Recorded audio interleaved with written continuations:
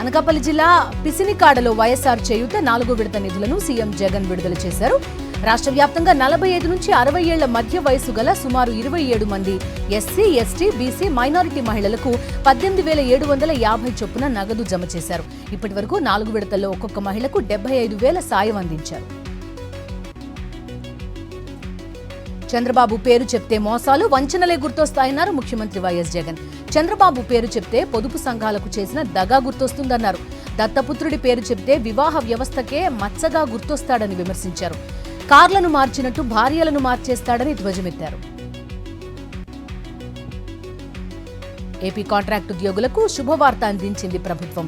వైద్య ఆరోగ్య శాఖలో అర్హులైన కాంట్రాక్ట్ ఉద్యోగులను క్రమబద్ధీకరిస్తూ ఉత్తర్వులు జారీ చేసింది సీఎం జగన్ ప్రభుత్వం. 2014 ఏప్రిల్ నాటికి కాంట్రాక్ట్ ఉద్యోగులుగా పనిచేస్తున్న 2,146 మందిని రెగ్యులరైజ్ చేసింది. సీఎం జగన్ ఆదేశాల మేరకు పలువురు వైఎస్ఆర్సీపీ నేతలు కాపు నేత ముద్రగడ పద్మనాభంను కిర్లంపూడిలో కలిశారు. మిథున్ రెడ్డి, వంగ గీత, ద్వారంపూడి, తోట నరసింహం తదితరులు ముద్రగడను కలిసి వైఎస్ఆర్సీపీలోకి ఆహ్వానించారు. త్వరలో ముద్రగడ మంచి నిర్ణయం తీసుకుంటారని ఆశిస్తున్నామని మిథున్ రెడ్డి తెలిపారు. వైఎస్ఆర్సీపీ ఎన్నికల మేనిఫెస్టో సిద్ధమవుతోందన్నారు మంత్రి పెద్దిరెడ్డి రామచంద్రారెడ్డి. చిత్తూరు జిల్లాలో పర్యటించిన మంత్రి పెద్దిరెడ్డి పలు సంక్షేమ అభివృద్ధి కార్యక్రమాలను ప్రారంభించారు. త్వరలో మేనిఫెస్టోను సీఎం జగన్ ప్రకటిస్తారని తెలిపారు. ఈసారి కుప్పంలో వైఎస్ఆర్సీపీ విజయం ఖాయమని, భరత్ భారీ మెజారిటీతో గెలుస్తారన్నారు మంత్రి పెద్దిరెడ్డి. చంద్రబాబు ఢిల్లీ టూర్పై ఎంపీ కేసినేని నాని విమర్శలు గుప్పించారు. నాడు చంద్రబాబు ఎన్డీఏ కూటమి నుంచి ఎందుకు బయటకు వచ్చారో, నేడు మళ్లీ ఎందుకు వెళ్తున్నారో ప్రజలకు సమాధానం చెప్పాలని నిలదీశారు. నాడు ఆత్మ పోరాట దీక్షల పేరుతో ప్రధాని మోదీపై వ్యక్తిగత విమర్శలు చేసిన చంద్రబాబు ఇప్పుడు వారి కరుణా కటాక్షాల కోసం విశ్వ ప్రయత్నాలు చేస్తున్నారని మండిపడ్డారు. నగరి అభివృద్ధికి వెన్నుదన్నుగా నిలిచిన జననేత జగనన్నకు కృతజ్ఞతలు తెలిపారు మంత్రి రోజా. నగరి ఏరియా ఆసుపత్రిలో డయాలసిస్ సెంటర్ను ప్రారంభించారు. ముఖ్యమంత్రి జగన్మోహన్ రెడ్డి ప్రారంభించిన నగరి 100 పడకల హాస్పిటల్లో డయాలసిస్ సెంటర్ ప్రారంభించడం సంతోషంగా ఉందన్నారు. శ్రీ సత్యసాయి జిల్లా హిందూపురం, మడకశిర నియోజకవర్గాల్లో నారా లోకేష్ కు చేదు అనుభవం ఎదురైంది. నారా లోకేష్ శంఖారావం సభలు జనం లేక వెలవెలబోయాయి. హిందూపురంలో జనం లేక టీడీపీ నేతలు కుర్చీలను మడతపెట్టేశారు. సోషల్ మీడియాతో పాటు మీడియాలో ఈ వీడియోపై సెటైర్లు వైరల్ అవుతున్నాయి. పశ్చిమ గోదావరి జిల్లా ఆచంట నియోజకవర్గంలో జనసేన విస్తృత స్థాయి సమావేశం రసాభాసగా మారింది. ఆచంట కమ్మవారి సత్రంలో నిర్వహించిన సమావేశంలో మాజీ మంత్రి కొత్తపల్లి సుబ్బారాయుడు ముఖ్య అతిథిగా పాల్గొన్నారు. సమావేశం ప్రశాంతంగా ప్రారంభమైన చివరికి గలాటాగా మారింది. పార్టీలో కష్టపడిన వారికి స్థానం లేకుండా పోయిందని జనసేన కార్యకర్తలు ఆగ్రహం వ్యక్తం చేశారు. అన్నమయ్య జిల్లా తంబళ్లపల్లి టీడీపీలో విభేదాలు బయటపడ్డాయి. పెద్దతిప్ప సముద్ర మండలంలో టీడీపీ అభ్యర్థి జయచంద్రారెడ్డికి చేదు అనుభవం ఎదురైంది. జయచంద్రారెడ్డి వాహనంపై టీడీపీ మాజీ ఎమ్మెల్యే శంకర్ యాదవ్ వర్గీయులు దాడి చేశారు. జయచంద్రారెడ్డి ప్రయాణిస్తున్న వాహనాన్ని అడ్డుకుని రాళ్లతో దాడి చేయడంతో కారు అద్దాలు ధ్వంసమయ్యాయి. అభివృద్ధి కోసం భవిష్యత్తులోనూ కేంద్రాన్ని నిధులు అడుగుతూనే ఉంటామన్నారు సీఎం రేవంత్ రెడ్డి. కేంద్రం సహకరించకపోతే కొట్లాడతామన్నారు. 10 ఏళ్ల బీఆర్ఎస్ పాలనలో హైదరాబాద్కు డ్రగ్స్, గంజాయి, పబ్స్ తప్ప అభివృద్ధి మాత్రం జరగలేదన్నారు. పార్లమెంట్ ఎన్నికలపై ఫోకస్ పెట్టారు మాజీ సీఎం కేసీఆర్. ఈ నేపథ్యంలో నల్లగొండ, భువనగిరి పార్లమెంట్ నియోజకవర్గ నేతలతో భేటీ అయ్యారు. ఎన్నికల్లో నిలబడే అభ్యర్థుల ఎంపికపై నాయకులతో చర్చించారు కేసీఆర్. ప్రభుత్వాన్ని కూల్చేస్తే మానవ బాంబులవుతామంటూ సీఎం రేవంత్ చేసిన వ్యాఖ్యలకు BRS working president KTR counter ఇచ్చారు. రేవంత్ బీపీ పెంచుకోవద్దన్నారు. బీఆర్ఎస్ వైపు నుంచి రేవంత్ కు వచ్చిన నష్టమేం లేదన్నారు. మానవ బాంబులు కాదు, రేవంత్ పక్కనే కాంగ్రెస్ బాంబులున్నాయంటూ కౌంటర్ ఇచ్చారు కేటీఆర్. గవర్నర్ కోట ఎమ్మెల్సీ పిటిషన్పై తెలంగాణ హైకోర్టు కీలక తీర్పునిచ్చింది. దాసోజు శ్రవణ్, కూర సత్యనారాయణ ఎన్నికను గవర్నర్ పునః పరిశీలించాలని హైకోర్టు ఆదేశించింది. దాసోజు శ్రవణ్, కూర సత్యనారాయణ సిఫార్సుల తిరస్కరణలో గవర్నర్ తీరును తప్పుబట్టిన హైకోర్టు వారిద్దరి నియామకాన్ని కొట్టివేసే అధికారం గవర్నర్కు లేదని తీర్పు చెప్పింది. మేడిగడ్డ బ్యారేజ్ని నేషనల్ డ్యామ్ సేఫ్టీ అథారిటీ బృందం పరిశీలించింది. కుంగిన పిల్లర్లను పరిశీలించి నివేదిక తయారు చేయనున్నారు అధికారులు. సిడబ్ల్యూసీ మాజీ చైర్మన్ చంద్రశేఖర్ అయ్యర్ నేతృత్వంలోని 5 సభ్యులతో కూడిన కమిటీ ఈ మేడిగడ్డ బ్యారేజ్ని పరిశీలించింది. ఇరిగేషన్ అధికారులను అడిగి వివరాలు తెలుసుకున్నారు. తర్వాత సరస్వతి బ్యారేజ్ని, సుందిళ్ల బ్యారేజ్ని పరిశీలించనుంది. తెలంగాణలో ఈ నెల 15వ తేదీ నుంచి ఒంటిపూట బడులు ప్రారంభం కానున్నాయి. ఈ మేరకు తెలంగాణ పాఠశాల విద్యాశాఖ ఉత్తర్వులు జారీ చేసింది. ఒంటిపూట బడులు ఉదయం 8 గంటల నుంచి మధ్యాహ్నం 12 గంటల వరకు ఉండనున్నాయి. మధ్యాహ్నం 12:30 గంటలకు మధ్యాహ్న భోజనం పెడతారు. ఒంటిపూట బడులు ప్రభుత్వ, ప్రైవేట్ పాఠశాలలకు కూడా ఉంటాయి. తెలంగాణలో 10వ తరగతి పరీక్షల షెడ్యూల్ విడుదల చేశారు. ఈ నెల 18 నుంచి ఏప్రిల్ 2 వరకు 10వ తరగతి పరీక్షలు జరగనున్నాయి. ఉదయం 9:30 నుంచి మధ్యాహ్నం 12:30 గంటల వరకు పరీక్ష జరగనుంది. మొత్తం 5,08,385 మంది విద్యార్థులు పరీక్ష రాయనున్నారు. ఇందుకోసం 2,676 పరీక్షా కేంద్రాలు ఏర్పాటు చేశారు. హైదరాబాద్లో నిర్మించిన అక్రమ కట్టడాలపై అధికారులు కొరడా జొలిపిస్తున్నారు. మేడ్చల్ జిల్లా దుండిగల్ పరిధిలోని అక్రమ కట్టడాలను మున్సిపల్, ఇరిగేషన్, రెవెన్యూ అధికారులు నేలమట్టం చేస్తున్నారు. గతంలో చిన్నదామర చెరువులో MLRIT, ఏరోనాటికల్ కళాశాలల స్థలాలు ఆక్రమించినట్టు ఫిర్యాదులు రావడంతో అధికారులు కూల్చివేస్తున్నారు. మరోవైపు కూల్చివేతలను కాలేజ్ సిబ్బంది, విద్యార్థులు అడ్డుకోవడంతో ఉద్రిక్త పరిస్థితి నెలకొంది. రంగారెడ్డి జిల్లా మణికొండలో అక్రమ నిర్మాణాలపై రెవెన్యూ అధికారులు కొరడా జొలిపించారు. నెక్నాంపూర్లో బఫర్ జోన్లో నిర్మించిన కట్టడాలు కూల్చేశారు. లేక్ వ్యూ విల్లా పేరిట నిర్మిస్తున్న అక్రమ కట్టడాలను నేలమట్టం చేశారు. భారీ పోలీస్ బందోబస్తు మధ్య కూల్చివేతలు చేపట్టారు. అయితే కూల్చివేతలు జరుపుతుండగా అడ్డుకునేందుకు ప్రయత్నించారు బిల్డర్. హైదరాబాద్లో టానిక్ మద్యం షాపుల అక్రమ దందా ఒక్కొక్కటిగా బయటపడుతోంది. వ్యాట్ పరిధిలో ఉండే పలు బ్రాండ్లపై GST పేరున వినియోగదారుల నుంచి డబ్బులు వసూలు చేసినట్టు అధికారులు గుర్తించారు. అయితే ప్రభుత్వానికి చెల్లించాల్సిన వ్యాట్ మాత్రం ఎగవేసినట్టు నిర్ధారణైంది. పర్మిషన్ లేకుండా విదేశీ మద్యం, డ్రింక్స్, ఆహార పదార్థాల అమ్మకాలు జరిపినట్టు IT విచారణలో తేలింది. ఇక టానిక్ యాజమాన్యం అవకతవకలకు సహకరించిన అధికారులెవరనేది ఆరా తీస్తున్నట్టు సమాచారం. హైదరాబాద్లో భారీగా హవాలా డబ్బు పట్టుబడింది. అక్రమంగా తరలిస్తున్న హవాలా డబ్బును రాయదుర్గం PS పరిధిలో పట్టుకున్నారు. కారులో తరలిస్తున్న 50 లక్షల డబ్బును మాదాపూర్ SOT పోలీసులు స్వాధీనం చేసుకున్నారు. ఎటువంటి పత్రాలు లేకుండా డబ్బు మహారాష్ట్ర తరలిస్తున్నట్టు గుర్తించారు.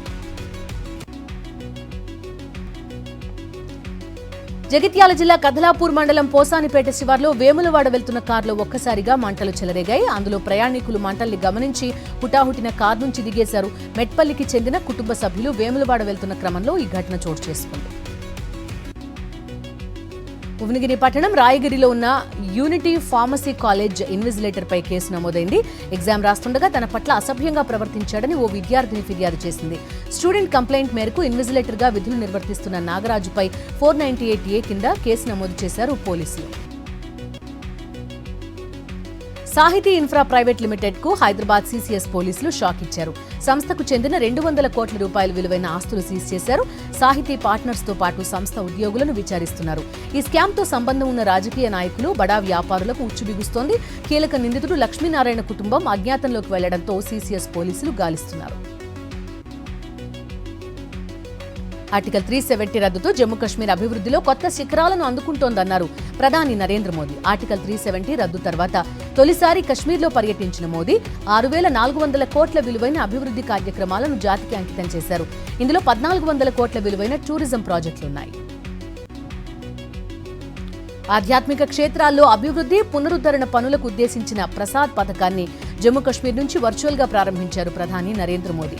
ఈ పథకం కింద సింహాచలంలోని శ్రీ వరాహ లక్ష్మీ నృసింహస్వామి దేవస్థానంలో 54.04 కోట్లతో అభివృద్ధి పనులు చేపట్టనుంది కేంద్ర ప్రభుత్వం.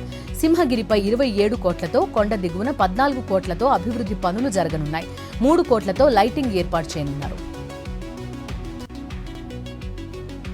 కలకత్తా హైకోర్టు మాజీ న్యాయమూర్తి జస్టిస్ అభిజిత్ గంగోపాధ్యాయ్ భారతీయ జనతా పార్టీలో చేరారు. బీజేపీలో చేరడం సంతోషంగా ఉందన్నారు జస్టిస్ గంగోపాధ్యాయ్. తృణమూల్ పాలన నుంచి బెంగాల్కి విముక్తి కల్పించడమే తమ ప్రధాన లక్ష్యమన్నారు. టీఎంసీ కంచుకోట తామ్లుక్ నియోజకవర్గం నుంచి లోక్సభకు పోటీ చేయనున్నారు జస్టిస్ అభిజిత్ గంగోపాధ్యాయ్. ఎన్డీఏ కూటమికి 400కు పైగా స్థానాలే లక్ష్యంగా పొత్తులు ఖరారు చేస్తోంది బీజేపీ. ఒడిషా అధికార బిజు జనతాదళ్ ఎన్డీఏలో చేరడం దాదాపు ఖాయమైంది. లోక్సభ, అసెంబ్లీ ఎన్నికల్లో బీజేపీ, బీజేడీ కలిసి పోటీ చేయనున్నట్టు సమాచారం. ఒడిషాలో 21 అసెంబ్లీ, 147 అసెంబ్లీ స్థానాలున్నాయి. ఇందులో 9 లోక్సభ, 55 అసెంబ్లీ స్థానాలను కోరుతోంది బీజేపీ. బీజేపీకి 8 సీట్లు ఇచ్చేందుకు రెడీగా ఉంది బీజేడీ. మిగిలిన ఒక స్థానంపై చర్చలు జరుగుతున్నాయి. ఢిల్లీ ముఖ్యమంత్రి అరవింద్ కేజ్రీవాల్ కి మరోసారి సమన్లు ఇచ్చింది రౌజ్ అవెన్యూ కోర్టు. ఈ నెల 16న ఖచ్చితంగా కోర్టుకి రావాలని ఆదేశించింది. మద్యం కుంభకోణం కేసులో ఎన్ఫోర్స్మెంట్ డైరెక్టరేట్ 8 సార్లు నోటీసులు ఇచ్చినా కేజ్రీవాల్ ఒక్కసారి విచారణకు వెళ్లలేదు. దీంతో సమన్లను పట్టించుకోవడం లేదని ఈడీ కంప్లైంట్ చేసింది. ఈ నేపథ్యంలోనే కేజ్రీవాల్ కి నోటీసులు ఇచ్చింది రౌజ్ అవెన్యూ కోర్టు. ఈ నెల 16న తప్పనిసరిగా కోర్టులో హాజరు కావాలని కోరింది. ఈడీ ఫిర్యాదుపై గతంలో వర్చువల్ గా కోర్టులో హాజరయ్యారు కేజ్రీవాల్.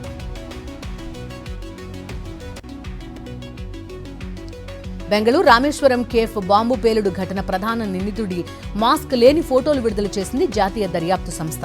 మాస్క్, టోపీ లేకుండా అతడు బస్సులో ప్రయాణించిన దృశ్యాలను రిలీజ్ చేసింది.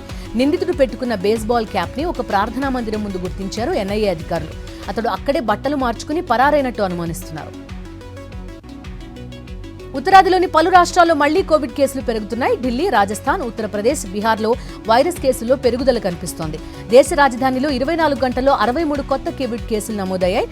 గతేడాది మే నెల తర్వాత ఈ స్థాయిలో కేసులు నమోదు కావడం ఇదే తొలిసారి. 2018లో జరిగిన ఢిల్లీ ఫోటోగ్రాఫర్ అంకిత్ సక్సేనా హత్య కేసులో స్పెషల్ కోర్టు కీలక తీర్పు వెలువరించింది. 3 దోషులకు జీవిత ఖైదు విధించింది. అంకిత్ గర్ల్ ఫ్రెండ్ తల్లిదండ్రులు అక్బర్ అలీ, షెహనాజ్ బేగంతో పాటు మరో వ్యక్తిని దోషులుగా తేల్చి జీవిత ఖైదు వేసింది ఢిల్లీ కోర్టు. ఒక్కొక్కరికి 50,000 చొప్పున జరిమానా విధించింది. ఎన్నికల బాండ్ల వివరాల సమర్పణకు సంబంధించి స్టేట్ బ్యాంక్ ఆఫ్ ఇండియాపై కోర్టు ధిక్కరణ పిటిషన్ దాఖలైంది.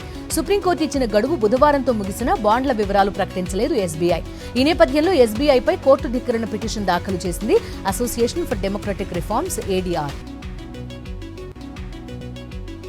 యూపీలో భారీ మాస్ కాపీయింగ్ వెలుగులోకి వచ్చింది. స్టేట్ పబ్లిక్ కమిషన్ ఎగ్జామ్లో విద్యార్థులు మాస్ కాపీయింగ్ చేస్తుండగా వీడియో వైరల్ అయింది. అయితే ఉత్తరప్రదేశ్లో ఇది కామన్ అంటున్నారు netizens. Tesla, space X CEO Elon Musk ఇటీవల దాఖలు చేసిన దావాపై ఏఐ సంస్థ ఓపెన్ ఏఐ అధికారికంగా స్పందించింది. మస్క్ మా సంస్థను టెస్లాలో విలీనం చేసుకోవాలనుకున్నారు. అలా కుదిరిన పక్షంలో పూర్తి నియంత్రణ వహించాలనుకున్నారని ఓపెన్ ఏఐ తెలిపింది. మైక్రోసాఫ్ట్తో ఎలాంటి లాభాపేక్ష ఒప్పందాలు జరగలేదు. ఇలాన్ మస్క్ మాత్రం టెస్లాలో ఓపెన్ ఏఐని విలీనం చేయాలన్నారని ఓపెన్ ఏఐ తెలిపింది.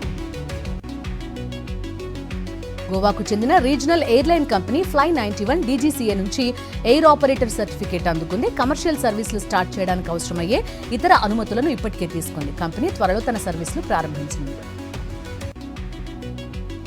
అంతర్జాతీయ మార్కెట్ల నుంచి వచ్చిన పాజిటివ్ ట్రెండ్స్ తో స్టాక్ మార్కెట్స్ లాభాల్లో ముగిశాయి. సెన్సెక్స్ 33 పాయింట్ల లాభంతో 74,119 వద్ద ముగిసింది. నిఫ్టీ 19 పాయింట్ల లాభంతో 22,493 వద్ద ముగిసింది. ధర్మశాలలో జరుగుతున్న 5వ టెస్ట్లో భారత స్పిన్నర్లు రెచ్చిపోయారు. అశ్విన్, కుల్దీప్ యాదవ్ విజృంభించడంతో ఇంగ్లాండ్ విలవిలలాడింది. దీంతో 218 పరుగులకే ఇంగ్లీష్ జట్టు కుప్పకూలిపోయింది. కుల్దీప్ ఏకంగా 5 వికెట్లతో ఇంగ్లీష్ జట్టును కోలుకోలేని దెబ్బతీశాడు. అశ్విన్ కూడా 4 వికెట్లతో సత్తా చాటాడు. డీఆర్ఎస్ మరోమారు వివాదాస్పదమైంది. ఫలితం తమకు అనుకూలంగా రాకపోవడంతో శ్రీలంక క్రికెటర్లు ఆగ్రహంతో ఊగిపోయారు. అంపైర్ పైకి దూసుకెళ్లి గొడవకు దిగారు. అంపైర్ ని నచ్చజెప్పే ప్రయత్నం చేసినా పట్టించుకోలేదు. దీంతో ఆట చాలాసేపు ఆగిపోయింది. శ్రీలంక, బంగ్లాదేశ్ మధ్య నిన్న జరిగిన 2వ టీ20లో జరిగింది ఘటన. తాజా ఘటన క్రికెట్ వర్గాల్లో తీవ్ర చర్చనీయాంశమైంది. టాలీవుడ్ అందాల భామ కాజల్ అగర్వాల్ ఒక షాకింగ్ ఘటన ఎదుర్కొంది. హైదరాబాద్ లో ఒక వస్త్ర దుకాణాన్ని ప్రారంభించడానికి వెళ్లింది కాజల్. ఈ సందర్భంగా కాజల్ ని చూసేందుకు అభిమానులు పోటెత్తారు. ఆమెతో సెల్ఫీలు దిగేందుకు దూసుకొచ్చారు. అయితే ఇదే అదునుగా భావించిన ఒక అభిమాని ఆమె పట్ల అనుచితంగా వ్యవహరించాడు.